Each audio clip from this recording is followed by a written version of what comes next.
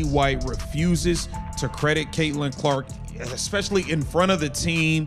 Like, she already didn't want to give her no credit for the game winner versus the Washington Mystics when she bailed her out. Now Caitlin Clark bailed you out again, you and Kelsey Mitchell, but for whatever reason, you want to keep trying to credit Kelsey Mitchell at the podium. It's weird. It's odd. It makes no sense. Now it's getting extremely strange. It's peculiar. It's foolish. Caitlin Clark also made the initial official announcement regarding it. She's heading out. Even though the season is still in progress, her time with the Indiana Fever is over. The explanation is also captured on camera. It's been performed 1,000 times. Every American basketball guru has studied it. Because something that could no longer be concealed was exposed by what transpired during that game against Chicago. Together, Stephanie White and Kelsey Mitchell undermined, disparaged, and eventually banned the best player in club history. Coach did not make this choice. Caitlin Clark is tired of this scam. You must comprehend the escalating pattern of disrespect throughout the season in order to comprehend Caitlin Clark's choice to resign. Everything began in the locker room following a pivotal win in which rookie Caitlin Clark recorded a historic 30-point double-double. Stephanie White never once spoke her name as she stood in front of the squad. Really good job. Okay, really good job. We weathered the storms. Okay, we came together. Y'all, I heard you more in huddles and in timeouts than I've heard you all year long. That matters. That matters, right? The collective positivity, the collective accountability, talking each other up, that is huge. Caitlin Clark was not mentioned at all. Her 30-point attempt, uttering basic words like, come together, and, went ignored.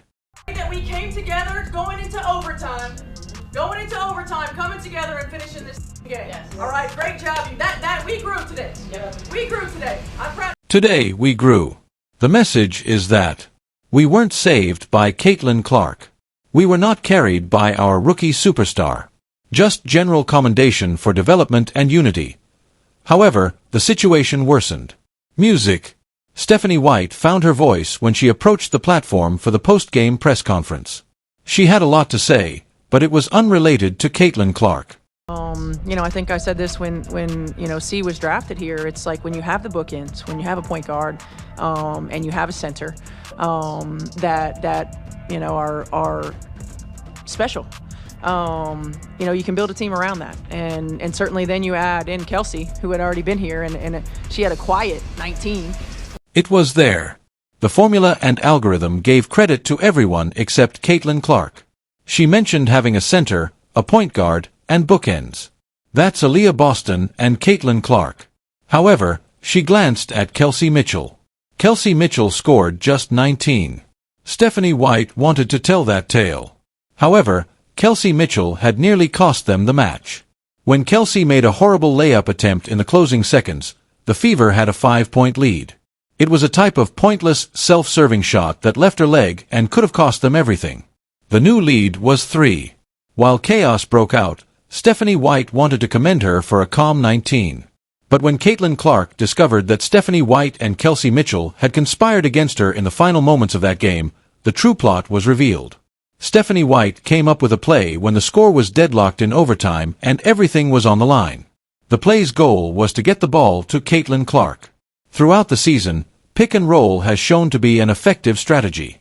But it was altered by Stephanie White. White made the clear choice to force the ball to Kelsey Mitchell rather than Caitlin Clark, who was 11 of 11 from the free throw line, rather than executing the play as intended. Caitlin Clark was aware of it. She told the truth. She raised her hands in bewilderment.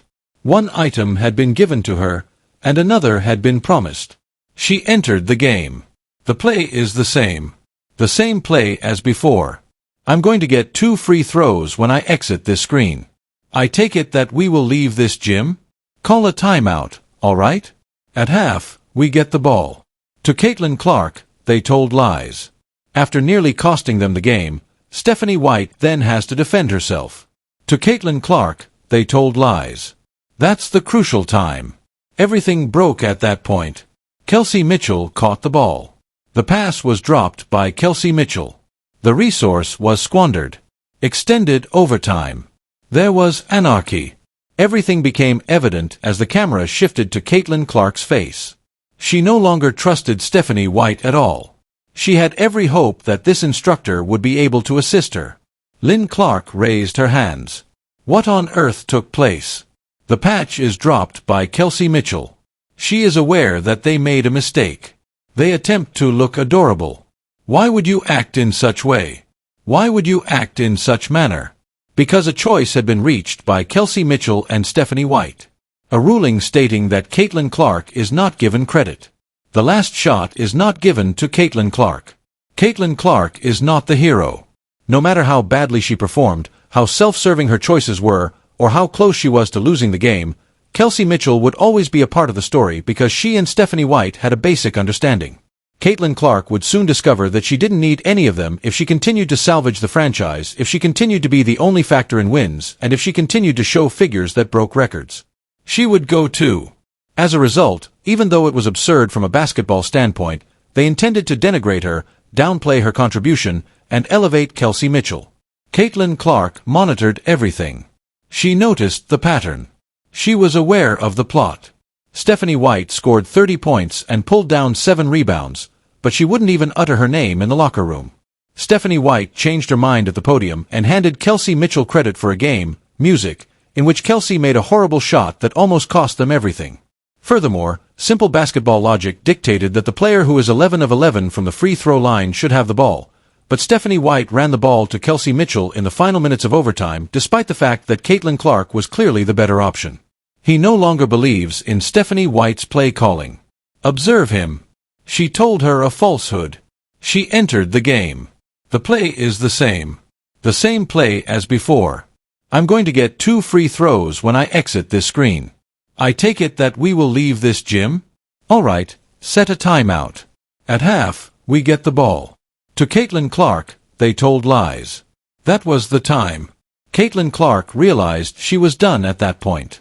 Realizing that this was not about developing her, she was departing as soon as her contract permitted. This has nothing to do with winning titles. A bitter veteran player and an insecure coach who struggled to accept that a 22-year-old rookie was now the team's face were at the center of this tale. Look at her face, Caitlin Clark.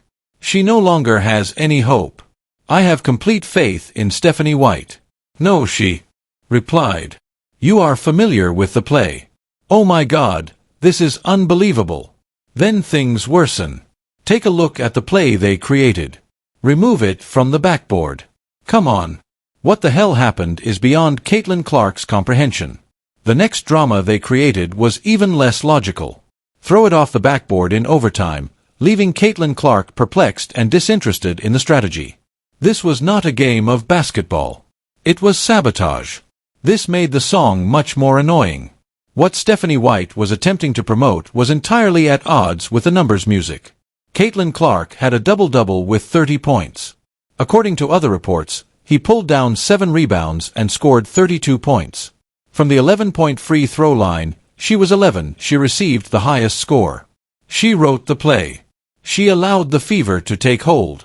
Silently, Kelsey Mitchell scored 19 points on 7 of 17 shots. Her self-serving last-minute shot almost cost them the game. On a night when the league's best player was dominating, she was a supporting player. Kelsey Mitchell scored 19 points on 7 of 17 shots. She didn't, bro. This woman doesn't do anything if she doesn't score. She did have 3 assists, which may have been a career high. I'm not sure. However, it's not necessary to try to fit Kelsey Mitchell into every situation. Stephanie White did it in a pitiful, desperate, and unrelenting manner, but it's not necessary to try to fit Kelsey Mitchell into every situation. Because Stephanie White would have to accept something different if she admitted that Caitlin Clark was the team's leader, the difference, and the reason they were winning. She had no idea how to mentor a well-known somebody. She didn't know how to become incredibly proficient. She was an insecure coach attempting to keep control over a player who had outgrown her. Aaliyah Boston hosted the Clark Show today. The two-man game as intended. The Caitlin Clark and Aaliyah Boston two-man pick-and-roll extravaganza is unstoppable and non-stop, just like it should be. Kelsey Mitchell, what are you talking about? The Clark Show was on today. That's the truth. Everyone saw that. The offensive was led by Aaliyah Boston and Caitlin Clark. Stephanie White was unable to understand that they had written the plays, made the baskets, and won the game. She consequently developed a story in which Kelsey Mitchell had a supporting role. Caitlin Clark's incredible historic performance was quite akin to Kelsey Mitchell's meek 19 on poor efficiency. Caitlin Clark had made up her mind at the end of that game. She wanted to get out of Indiana as soon as possible. She had had enough of Stephanie White. She was tired of Kelsey Mitchell. She was fed up with a company that would rather denigrate its best athlete than honor her. It was easy to see the numbers. It was evident on the game film. This was evident in the post-game interviews. Stephanie White's actions were visible to all. The plan was visible to all. Everyone was aware of the intentional undermining of Caitlin Clark. Most importantly, Caitlin Clark understood as she sat in that locker room and heard Stephanie White not even pronounce her name. You didn't even bring up her 30-point double-double. Didn't even bring it up. Kelsey Mitchell scored 19 points on 7 of 17 shots. She did this, bro. This woman doesn't do anything if she doesn't score. Not a word. Not a single acknowledgement. There was silence rather than recognition for one of the best rookie performances in WNBA history. That stillness taught Caitlin Clark everything she needed to know. You don't want to acknowledge Caitlin Clark. In the locker room, you do not want to give her credit. Not at all. Her 32-point double-double with 7 actual points was not mentioned. None of it was mentioned by you. You discussed everything except Caitlin Clark. It's repulsive, dude. It's repulsive. It is repulsive. That's exactly what it is. A head coach who doesn't recognize her generation of superstars. An accomplished teammate harbors resentment against her achievements. An organization that prioritizes internal politics over titles succeeds. That evening, Caitlin Clark affirmed her choice. She would see the season through. After all, she is a professional, yet after the season is over, she was gone. Kelsey Mitchell and Stephanie White couldn't comprehend this. There was no mockery directed at Caitlin Clark. They were devaluing themselves. The entire world witnessed the events of that game. The fans saw it. It was reported by the media. It was reported by the media. It was understood by the basketball community.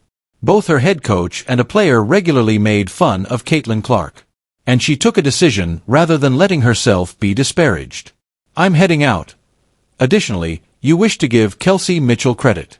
You should attempt to give Kelsey Mitchell credit. In addition to being a bonehead, you want to get it to the podium after this woman came so close to winning the game. You also want to give Kelsey Mitchell credit. You don't want to acknowledge Caitlin Clark. You're not interested in giving credit. Her hypocrisy is astounding.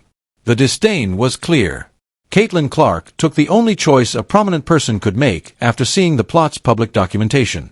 She refused to be made fun of by those who didn't deserve her. The Indiana Fever organization will investigate how they lost Caitlin Clark for the remainder of this season and the entire summer. They'll draw attention to injuries. They will connect coaching choices with music. However, the reality is straightforward. They permitted Kelsey Mitchell and Stephanie White to plot against their most valuable asset. They permitted a head coach to deny her superstar credit. They made it possible for an experienced player to harbor bitterness. They let the contempt for her achievements build until it was indisputable. It was already too late when Caitlin Clark finally had enough and announced that she would be departing as soon as this season concluded. The harm had already been done. There was a breach of trust. There was no way to mend the friendship. The cost of conspiracy is that, when you attempt to diminish greatness instead of honoring it, that is what occurs. The WNBA would never be the same after Caitlin Clark announced her departure that evening in Chicago.